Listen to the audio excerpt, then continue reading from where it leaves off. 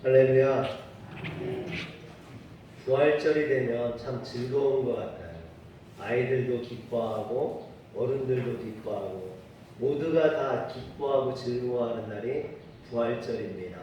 그래서 제가 한번 사람들이 왜 이렇게 부활절에 기뻐하나 생각을 해봤더니 구운 계란을 줘서 그런 것 같아요. 우리 교회는 특히 구운 계란 드시고 목이 마를까봐 요구르트까지 드립니다. 참 좋은 교회예요, 그렇죠, 여러분?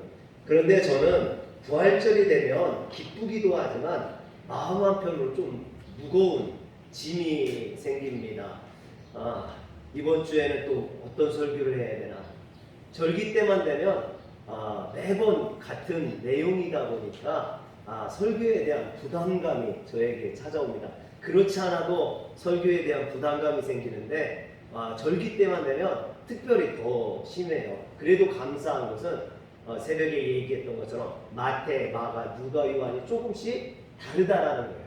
그래서 똑같았다면 설교하기가 참 어려웠을 텐데 그래도 다르기 때문에 그나마 작년에는 요한복음을 하고 올해는 마태복음을 하고 내년에는 마가복음을 하고 이렇게 조금씩 다르게 할 수 있어서 감사합니다. 어떤 분은 에이 목사님 설교하는 게 뭐가 힘들다고 그래요 그러시는 분도 있어요. 여러분 이게 설교가 그 커피 자판기처럼 누르기만 하면 뚝딱 나오는 게 아니에요. 그래서 어떤 장로님이요 목사님 설교하는 게 뭐가 힘들다고 그랬는데 목사님이 아파서 한 달 동안 대신 설교를 했는데요. 살이 쪽쪽 빠지고 힘들어가지고 그때서야 알았다고 그래요. 여러분 이런 설교의 부담감이 목회자에게 있습니다. 이 설교 한 편을 준비하기 위해서 정말 많은 생각과 많은 책을 보고 많은 준비를 하거든요. 그럼에도 불구하고 때로는 정말 여러분들이 말하는 것처럼 죽을 때가 참 많아요. 오늘 새벽처럼 글이 안 보여요. 글이 안 보이면 또 잠도 어제 못 잤어요. 그러다 보면 죽을 쓰기도 합니다. 근데 때로는요 정말 그 말씀에 제가 은혜 받을 때가 있어요. 정말 그 말씀이 우리의 심령을 울릴 때가 있습니다. 오늘 이 부활절에 하나님의 말씀을 여러분들의 마음으로 어루만지시고 성령으로 충만해지시길 주의 이름으로 축원합니다. 그런데 이런 부활절에 대한 설교의 부담감보다 제 마음을 더 무겁게 짓누르는 게 있어요. 부활절이 되면 여러분 그게 무엇이냐면 부활주일이 그저 연례 행사처럼 변해가고 있다는 것이 마음이 아픕니다. 어떤 교수님이 한국교회 부활신앙을 이야기하면서 40대 1이다 그래요. 그래서 도대체 그게 무슨 소린가 하고 잘 들었더니 40이라는 것은 사순절을 의미해요. 사순절은 40일인데 부활절은 단 하루라는 겁니다. 여러분 사순절이 주님의 십자가 길을 준비하고 묵상하는 그런 절기입니다. 즉 십자가는 40일 동안 묵상하고 금식하고 그것을 준비하는데 부활은 그렇게 중요한 부활은 단 하루 계란 나눠주고 끝난다라는 거예요. 그게 너무나 아쉽다라는 거죠. 목사님들의 설교도 십자가에 대한 설교는 많이 하는데 부활에 대한 설교는 점점 사라지고 있다라는 것입니다. 찬양도 마찬가지예요. 여러분 찬양도 찾아보면 십자가에 대한 찬양은 많은데 부활에 대한 찬양은 몇 곡 되지 않는다라는 거죠. 여러분들도 한번 부활에 대한 찬양을 몇 곡이나 아는지 한번 살펴보세요. 십자가에 대한 찬양은 많이 아는데 부활에 대한 찬양은 몇 곡 알지 못합니다. 이게 우리의 현실이라는 거죠. 그런데 이 교수님이 이런 말을 해요.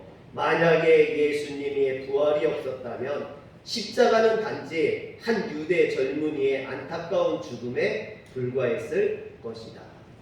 즉 부활이 없는 십자가는 아무런 의미가 없다라는 말입니다. 너무나 공감이 가는 말 아닙니까? 그래서 고린도전서 15장 17절에 보면 바울은 그리스도께서 다시 살아나신 일이 없으면 너희의 믿음도 헛되고 너희가 여전히 죄 가운데 있을 것이요 그렇게 말합니다.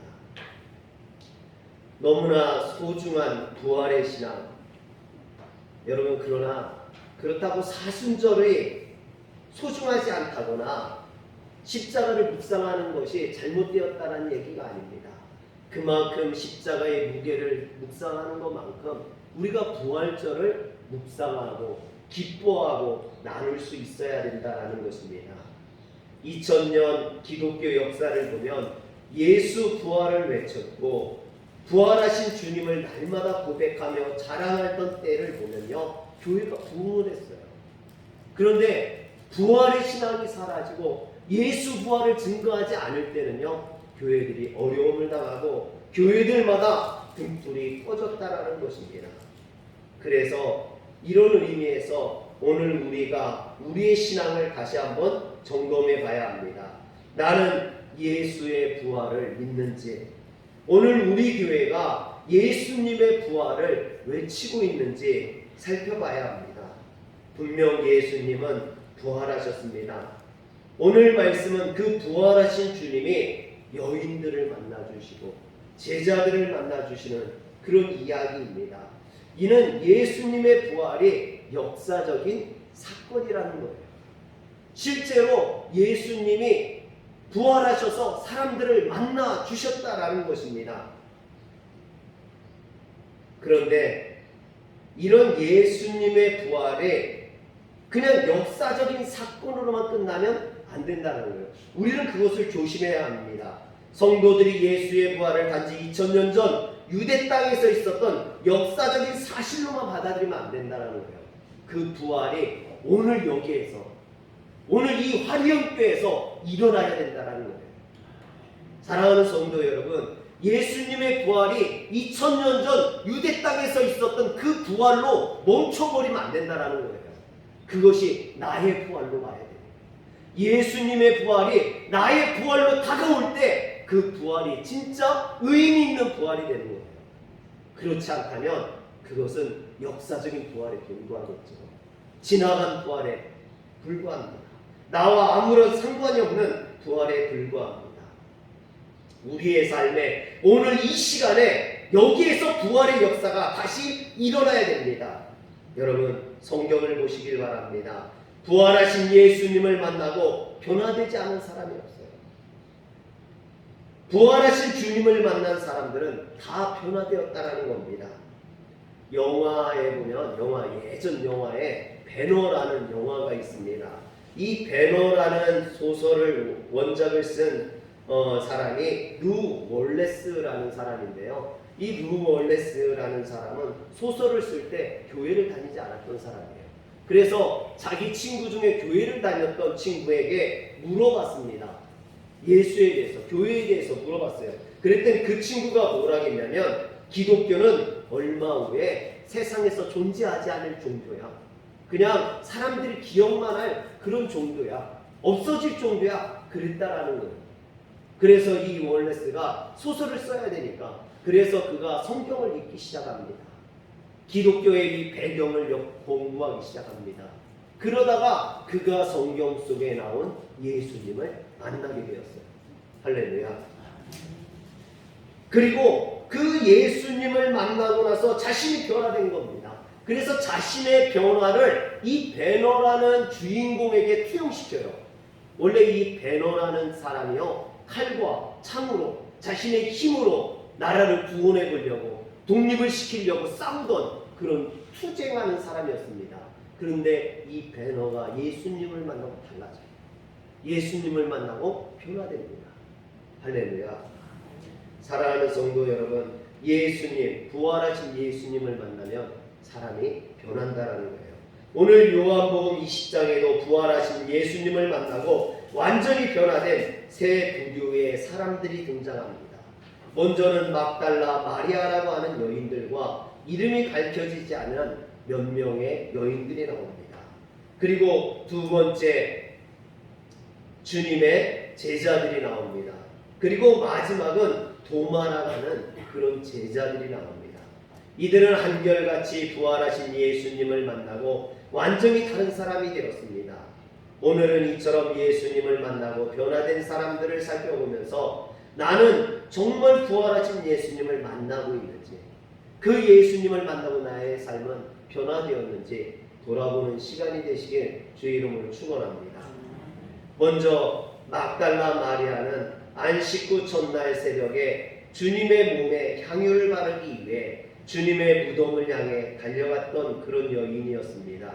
그런데 누가복음 23장 37절에 보면, 누가복음 23장 37절 좀 보여주세요.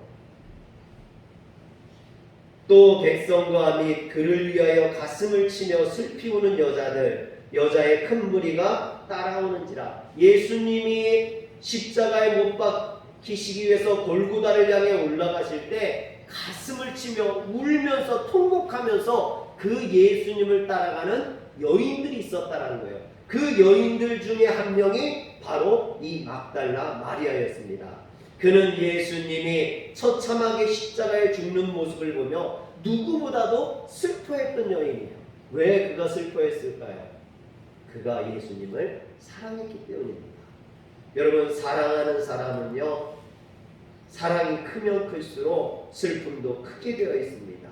그리고 예수님이 돌아가시고 그 시체를 십자가에서 내려 무덤에 안치하면서도 그는 마음이 아팠습니다.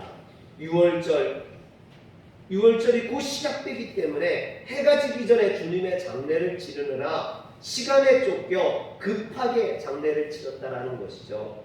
이런 것들이 그의 마음에 상처로 남아 있었습니다.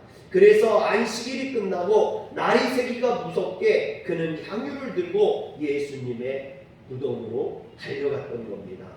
사흘 전에 예수님을 장사 지낼 때 부족했던 것을 다시 하기 위해서였죠. 그런데 무덤에 도착한 마리아가 깜짝 놀랐어요. 왜냐하면 무덤에 입구를 막고 있던 그 돌이 옮겨져 있고 그 안에 예수님의 시체가 사라졌기 때문입니다. 그래서 오늘 말씀에 보면 이 마리아가 무덤 밖에서 울고 있었습니다. 그때 천사가 찾아옵니다. 그러면서 여자여 어찌하여 울며 누구를 찾느냐 물어봅니다. 그러자 마리아는 그가 동산직인 줄 알고 주여 당신이 옮겼거든 어디 두었는지 내게 이르소서 그러면 내가 가져가리이다 라고 말합니다. 그때 주님은 마리아야 라고 부르십니다. 이것은 평소에 주님이 그를 부르시던 음성이었습니다. 그 주님의 음성을 듣고 마리아는 주님이 부르시던 그 음성을 기억해냅니다. 그리고 이 마리아의 마음속에 놀라운 변화가 찾아옵니다. 지금 무덤까지 달려올 때는 슬픔 가운데, 아픔 가운데, 고통 가운데 찾아왔습니다. 그런데 무덤 앞에서 예수님을 만나고 그 마음이 기쁨이 넘치게 돼요. 변화되는 거예요. 기쁨이 충만하게 됩니다. 슬픔이 변하여 춤이 되고 눈물이 변하여 기쁨이 된 겁니다. 그래서 그는 기쁨에 라보니여 선생님이여 라고 대답합니다. 이처럼 살아계신 주님을 만난 사람은 누구나 슬픔이 변하여 기쁨이 되는 이런 은혜의 축복이 있는 줄 믿으시길 바랍니다. 사랑하는 성도 여러분, 어쩌면 우리의 인생은 고통의 연속이요 슬픔의 인생입니다. 이 세상을 살면서 슬픔이 없는 사람이 한 사람도 없습니다. 인생은 그 자체가 눈물이요 슬픔이기 때문입니다. 그래서 저에게도 슬픔이 있고 여러분들에게도 슬픔이 있고 겉으로는 말하지 않고 겉으로는 드러내지 않지만 남들에게 말 못할 그 슬픔을 가슴속에 묻고 있습니다. 우리 중에는 먼저 남편이나 아내, 자식이나 또는 형제나 부모, 친구를 먼저 떠나보낸 분들이 계실 겁니다. 또 아직도 그 아픔이 가시지 않아서 지금도 슬픔의 눈물을 흘리는 분들이 있을 줄 압니다. 오늘 이 시간 부활하신 예수님을 만나시길 바랍니다. 그리고 그 슬픔의 마음, 가슴 아픈 그 마음을 주님이 치료해 주시길 주의 이름으로 축원합니다. 여러분, 그래서 우리는 마리아야 부르시던 그 주님의 음성을 들을 수 있어야 됩니다. 할렐루야. 여러분, 벌써 눈 감고 계신 분들이 있어요. 음성을 들으려고. 여러분, 이 시간에는 눈 뜨고 들으시길 바랍니다. 여러분들을 부르시는 그 주님의 음성을 들으시길 바랍니다.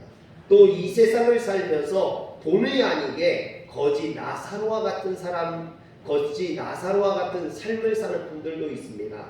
성경에 보면 거지 나사로가 나오죠. 근데 이 거지 나사로가 처음부터 거지는 아니었을 거예요.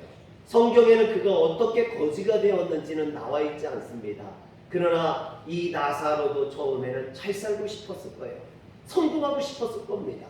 남들처럼 떵떵거리고 살고 싶었을 거예요. 그런데 인생이 만만치가 않고 우여곡절이 있고 어려움이 있고 여러 가지 사정이 있다 보니까 그도 거지의 인생, 실패한 인생이 되어버리고 말았습니다. 그러나 여러분, 이 거지 나사로가 그와 같은 실패한 인생을 살았지만 그가 하나님 앞에 기쁨이 되려고 노력했을 때 여러분, 나중에 이 거지 나사로가 천국에 들어가서 아브라함 품에 안기는 그런 인생이 됩니다. 사랑하는 성도 여러분, 우리가 인생에서 실패했다고, 세상에서 실패했다고 낙심하지 마시기 바랍니다. 하나님 앞에 가면 이 세상에서 성공했느냐 실패했느냐 그것이 중요하지 않습니다.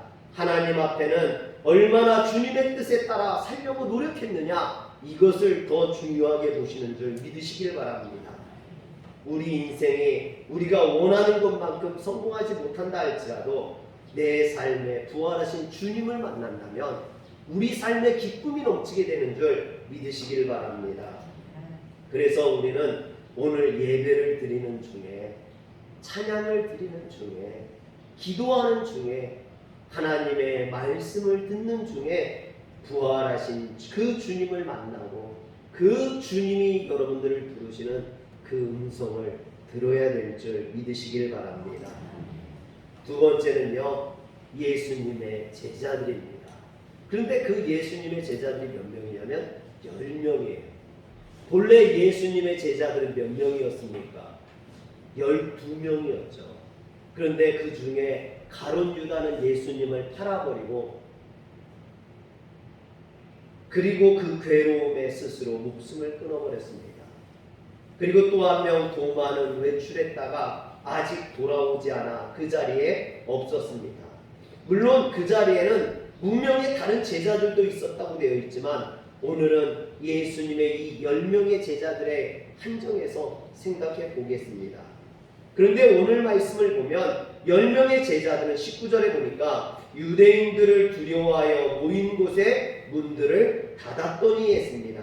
그들은 두려움에 문을 닫고 걸어 잠그고 꾹꾹 숨어 있었던 것입니다. 불과 일주일 전만 해도 예루살렘에 예수님께서 입성하실 때 사람들이 자신의 겉옷을 벗어서 길에 깔고 종려나무가지를 흔들면서 호산나 외치며 예수님을 환호할 때 여러분, 제자들은 어땠습니까? 의기양양했어요. 야, 이제 우리가 성공하는구나. 예수님께서 올라가셔서 예루살렘에서 왕이 되시면 우리가 한 자리쯤 하겠구나. 대신쯤 하겠구나. 여러분, 이런 소망을 가지고 이런 어떤 의기양양하게 예루살렘에 올라갔습니다. 그런데 그 주님이 왕이 되시는 게 아니라 십자가에 못 박혀 돌아가셨어요. 뿐만 아니라 예수님을 죽인 대제사장과 유대 종교 지도자들이 예수님을 추종하는 자들까지도 해치려 했습니다. 이런 험악한 분위기 속에 제자들은 숨도 제대로 쉬지 못하고 문을 걸어 잠그고 숨어 있었던 것입니다. 그런데 여러분, 그들이 두려움에 떨고 무서움에 떨고 죽음의 공포 가운데 두려워할 때 그들에게 주님이 찾아오셨어요. 그리고 주님께서 그들에게 뭐라고 이야기합니까? 너희에게 평강이 있을지어다. 오늘 19절에 보면 너희에게 평강이 있을지어다. 여러분, 이 말씀은요, 마치 예수님이 제자들과 함께 있을 때 제자들을 먼저 바닷 가운데 배를 타고 보내게 하십니다. 그 제자들이 밤에 노를 저어서 배를 건너려 가는데, 바다를 건너려 가는데 바람이 불고 풍랑이 일어서 그들이 빠져 죽을 위기에 처하게 됩니다. 그들이 아우성칩니다. 그때 주님께서 그 풍랑이 있는 바다를 걸어서 제자들을 찾아오십니다. 그리고 그 제자들에게 뭐라 합니까? 내니 두려워하지 말라.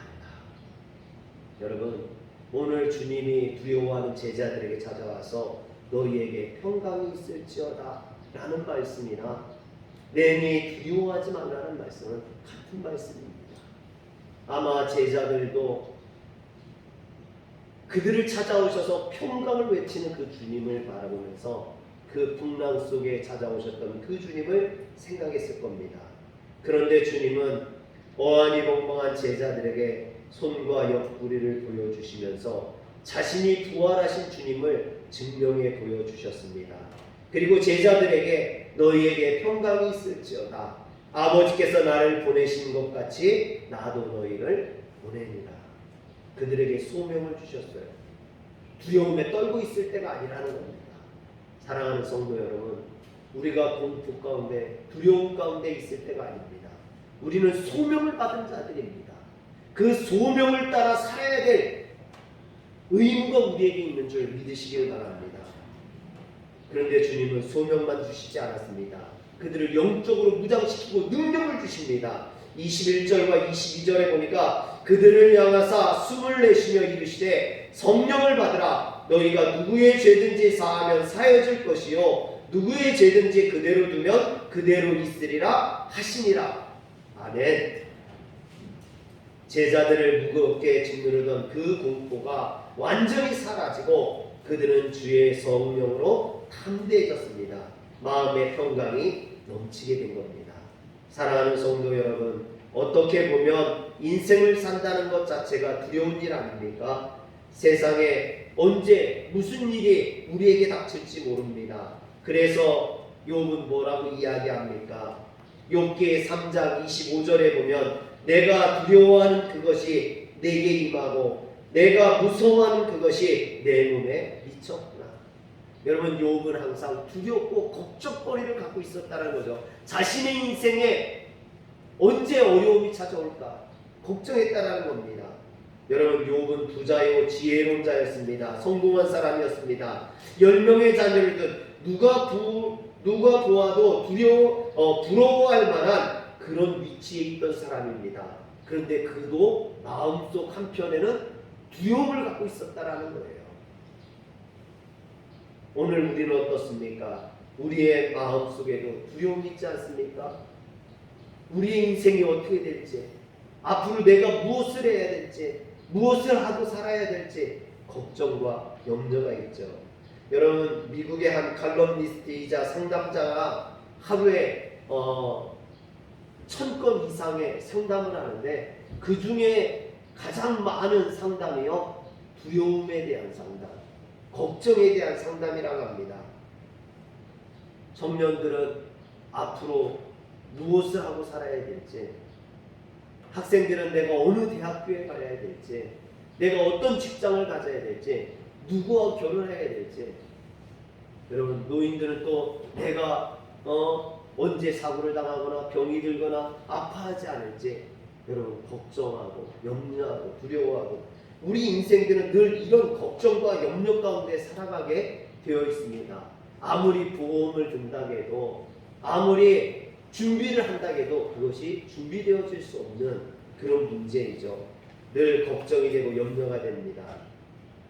지난번에 우리 소연이가 학교에 일이 있어서 학교를 갔다가 밤에 오는데요, 병정까지 이제 전철을 타고 와서 병정에서는 버스를 타고 오는데요, 그 버스가 엄청나게 달리더라는 거예요. 너무 무서워가지고 손잡이를요 꽉 붙잡고 있는데 손에 막 땀이 날 정도로 그렇게 무서웠다고 그럽니다. 그리고 나서 저한테 와서 하는 얘기가 아빠, 내가 시집도 못 가고 죽는 줄 알았어 그러는 거예요. 그래서 제가 물어봤어요. 죽는 게 겁나는 거야, 아니면은 시집을 못 가고 죽는 게 걱정이 되는 거야? 그랬더니 소연이가 하는 말이, 물론 죽는 것도 무서운데 시집을 못 가고 죽는 건 좀 억울하지 그래요. 그래서 둘이 웃은 적이 있습니다. 여러분, 사람이 건강에 대한 걱정, 죽음에 대한 두려움, 또는 이런 어떤 우리의 인생에 대한 걱정, 염려, 자녀들에 대한 걱정, 염려, 두려움 이런 것들이 늘 있죠. 그래서 좋은 것을 먹으려고 하고 뭐 건강 보조식품이 최고로 많이 팔린다고 하는데 그런 것들을 통해서 이 두려움을 없앨 수 있느냐? 없앨 수 없다라는 거죠. 아무리 보험을 들고 건강 보조식품을 먹고 뭐 다른 것을 한다 할지라도 우리의 마음속에 두려움이 사라지지 않습니다. 이 마음속의 두려움은 부활하신 주님을 만나야 사라지는 줄 믿으시길 바랍니다. 그래서 요한복음 11장 25절에서 26절에 보면 주님은 나는 부활이요 생명이니 나를 믿는 자는 죽어도 살겠고 무릇 살아서 나를 믿는 자는 영원히 죽지 아니하니니 이것을 내가 믿느냐 하셨습니다. 너희들 두려워하지 말라는 거예요. 걱정하지 말라는 겁니다. 나를만 믿으면 된다라는 거예요. 할렐루야. 이처럼 부활의 주님은 병의 공포와 죽음의 공포와 앞날의 공포에서 우리를 자유케 해주시는 줄 믿으시길 바랍니다. 그러므로 주님을 믿는 성도들이여 여러분들의 마음에 평강을 누리시길 주의 이름으로 축원합니다. 사랑하는 성도 여러분, 주님이 죄를 이기셨습니다. 주님이 세상을 이기셨습니다. 주님이 슬픔을 이기시고 죽음을 이기셨습니다. 그 주님이 우리의 보호자가 되시고 우리와 함께 하시며 날마다 우리를 만나주시고 동행해 주시니 그러므로 여러분 그 모든 공포와 두려움을 이기시고 주님 안에서 평안을 누리는 성도들 되시길 주의 이름으로 축원합니다. 마지막으로 살펴볼 사람은요 도마라는 제자입니다. 그는 주님의 제자였어요. 그런데 그의 신앙은 부활의 신앙에까지 이르지 못하고 십자가에서 멈춰 있었습니다. 다른 제자들은 부활하신 주님을 만나고 부활 신앙에까지 이르렀는데 이 도마 혼자만 그 부활의 신앙에 이르지 못하고 그냥 십자가에 멈춰 있는 겁니다. 그래서 다른 제자들은 기뻐하고 감사하고 즐거워하는데 혼자 걱정이 많고 근심이 많고 염려가 많고 화가 나고 짜증이 나는 거죠. 왜 예수님이 내가 없을 때 찾아오셔서 나만 빼고 만나주셨는지 속이 상하고 화가 납니다. 그래서 그는 뭐라고 이야기합니까? 오늘 말씀 25절에 보면 내가 그의 손에 못자국을 보며 내 손가락을 그 못자국에 넣으며 내 손을 그 옆구리에 넣어 보지 않고는 믿지 아니하겠노라. 도마는 보는 것만으로는 믿지 못하겠다라는 겁니다. 반드시 그 못자국에 그 손을 집어넣고 그 장자국에 내가 손을 집어넣어야 믿겠다라는 것이죠. 그런데 여러분 보통 사람들이 자기만 소외됐다고 생각하면 자기가 손해를 보는 것 같다고 생각하면 여러분 진리를 받아들이려 하지 아니하고 억지를 부릴 때가 있습니다. 그러나 한편으로는 도마의 말에도 일리가 있습니다. 요즘 현대인들은요 과학적으로 증명이 되지 아니하고 합리적으로 이해되지 않으면 잘 믿으려 하지 않습니다. 여러분 그런데 성경이라는 것이 합리적인 생각으로 이해될 수 있는 부분이냐 과학적으로 증명이 될 수 있는 부분이냐 한번 따져보시기 바랍니다. 하나님께서 천지창조하신 그 천지창조를 과학적으로 증명할 수 있습니까? 홍해를 가르시고 반석을 깨뜨려 물을 내시는 것을 합리적으로 이해할 수 있습니까? 예수님께서 오병이어의 기적, 죽은 나사로를 살리신 기적, 예수님의 부활을 우리가 과학적으로 증명할 수 있습니까? 증명할 수 없다라는 거예요. 여러분, 사람들은 합리적인 걸 추구하고 과학적인 걸 이야기하지만 성경은 과학으로 증명될 수 없는, 합리적으로 설명할 수 없는 그런 영적인 부분이라는 것이죠. 그래서 오늘 도마의 모습이 세상 사람들, 합리적인 사고로 한다가는 사람들의 대표적인 모습처럼 보여집니다. 그런데 성경에 나오는 이야기는 합리적인 사고로, 과학적인 사고로 증명할 수 없는 그런 부분입니다. 주님께서요, 만약에 이런 합리적이고 과학적인 사고로 주님을 믿게 하셨다면 여러분 부활하신 주님께서 하늘로 승천하지 아니하시고 지금까지 살아계셔서 지금까지 남아계셔서 자신의 몸을 동상처럼 만들어서 사람들에게 보고 믿으라고 했을 것 같아요. 세상 모든 사람들에게 와서 자 만져봐 그리고 믿어 여기 손을 넣어봐 그리고 믿어 그러셨을 것 같아요. 그런데 주님은 그러지 않으셨어요. 주님께서 부활하시고 여인들과 제자들과 성도들에게 보이셨어요. 몇 명에게 보이셨냐면 총 거의 600여 명에게 보이셨어요. 그리고 예수님께서 하늘로 승천하셨어요. 여러분 왜 600여 명에게만 보이고 우리에게 보여주지 않았습니까? 우리도 도마처럼 하나님 앞에 함을 낼 수 있어요. 하나님 왜 예수님께서 600명에게만 보입니까? 오늘 우리에게도 보여주세요. 나도 만져봐야 나도 그 손에 그 허리에 장자국에 손을 넣어봐야 믿겠습니다. 나도 거기를 이렇게 막 긁어봐야 믿겠습니다. 할 수 있어요. 그런데 주님께서 뭐라 하십니까? 그 600명에게 보이시고 그들에게 너희들이 가서 전하라 하셨어요. 내가 더 이상 보여주지 않겠다는 겁니다. 너희들에게 보여줬으니까 너희들이 가서 전하고 너희들이 가서 전하는 그 말을 듣고 사람들이 믿게 하겠다라는 겁니다. 할렐루야. 그래서 사도 요한은 오늘 말씀 31절에 뭐라고 이야기합니까? 31절을 보여주세요. 오직 이것을 기록함은 너희로 예수께서 하나님의 아들 그리스도이심을 믿게 하려 하며 또 너희로 믿고 그 이름을 힘입어 생명을 얻게 하려 함이니라 했습니다. 즉 사도의 요한이 이 요한복음을 쓴 이유는요 바로 그와 같다라는 거예요. 주님이 가서 전하라 하셨기 때문에 그 주님의 일을 적어서 사람들에게 전함으로 그들의 부활하신 주님을 믿게 하기 위함이라는 것입니다. 할렐루야. 오늘 그 말씀을 믿고 그 말씀을 읽고 여기 있는 제가 믿었습니다. 여러분들이 믿었어요. 베노의 작가 루월리스가 믿었습니다. 오늘 많은 사람들이 이 제자들이 전했던 그 복음을 듣고 예수님을 믿는다는 거죠.